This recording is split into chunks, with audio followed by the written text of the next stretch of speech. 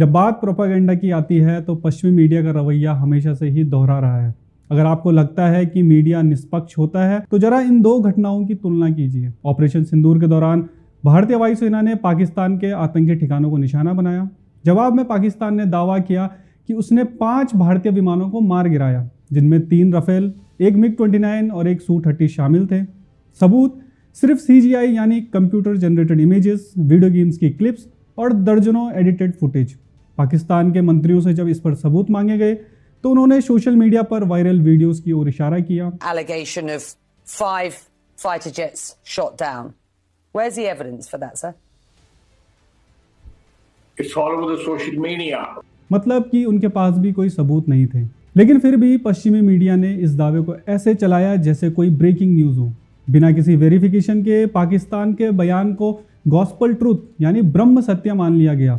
बिना किसी ठोस सबूत के पश्चिमी मीडिया जैसे CNN, रॉयटर्स और वॉशिंगटन पोस्ट ने इन दावों को हवा दी। CNN ने तो एक फ्रेंच खुफिया अधिकारी के हवाले से कहा कि एक राफेल विमान मार गिराया गया। वॉशिंगटन पोस्ट ने दावा किया कि उसने जम्मू कश्मीर में 2 राफेल और एक मिराज 2000 के मलबे को देखा। लेकिन क्या ये सब सच था?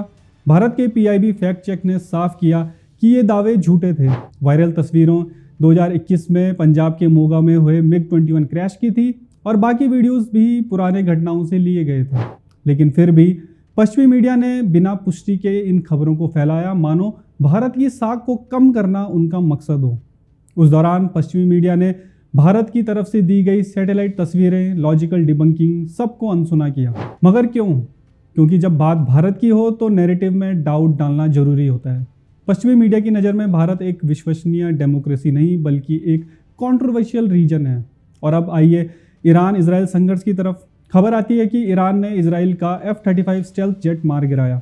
F-35 दुनिया का सबसे एडवांस्ड फाइटर जेट माना जाता है और अमेरिका की सबसे उन्नत तकनीक का प्रतीक है। यह एक बड़ा दावा था, लेकिन हैरानी की बात है कि वही पश्चिमी मीडिया जो ऑपरेशन सिंदूर के दौरान पाकिस्तान के झूठे दावों को बढ़ावा दे रहा था, अब पूरी तरह खामोश है।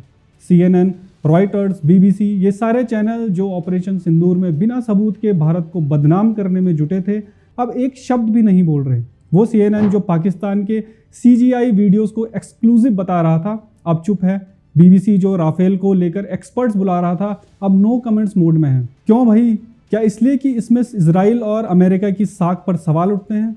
क्या इसलिए कि F-35 गिरा तो टेक्नोलॉजी की हार मानी जाएगी? एक्स पर कई यूजर्स ने इस दोहरे रवैये की आलोचना की। एक यूजर ने लिखा, जब पाकिस्तान ने बिना सबूत के राफेल गिराने का दावा किया तो पश्चिमी मीडिया ने हेडलाइंस बना दी, लेकिन ईरान के F-35 दावे पर कोई खबर नहीं है। क्या ये डर है अपने आकाओं को नाराज करने का? तो सवाल यह है, पश्चिमी मीडिया का यह दोहरा रवैया क्यों? जवाब छिपा है हथियारों की वैश्विक दौड़ में। राफेल जो फ्रांस की डसॉल्ट एविएशन बनाती है, अमेरिका के विमानों के लिए एक सीधा प्रतिद्वंदी है। ऑपरेशन सिंदूर के दौरान कुछ विश्लेषकों ने बताया था कि राफेल की कथित हार की खबरें फैलाकर अमेरिकी रक्षा कंपनियां जैसे लॉकहीड मार्टिन भारत के अरबों डॉलर के लड़ाकू विमान सौदे में F-35 को बढ़ावा देना चाहती थी। जब डसॉल्ट के CEO एरिक ट्रैपियर ने पाकिस्तान के दावों को गलत बताया तो पश्चिमी मीडिया ने इसे नज़रअंदाज कर दिया। लेकिन जब ईरान ने F-35 को निशाना बनाने का दावा किया तो वही मीडिया चुप रही, क्योंकि F-35 अमेरिका का गौरव है। यह साफ है कि पश्चिमी मीडिया का एजेंडा तथ्यों को सामने लाना नहीं बल्कि अपने आर्थिक और भू राजनीतिक हितों को बढ़ावा देना है। यह वही दोहरापन है जो हमें हर बार दिखाई देता है। जब भारत या कोई विकासशील देश कुछ करता है तो शक की नज़रों से देखा जाता है, लेकिन जब पश्चिमी देशों के हितों पर सवाल उठते हैं तो पूरा मीडिया ब्लैकआउट मोड में चला जाता है। ये बात सिर्फ भारत या ईरान की नहीं है, ये बात है मीडिया की ईमानदारी की। क्या आपको वो दिखाया जा रहा है जो सच है या वो जो एजेंडा के लिए जरूरी है?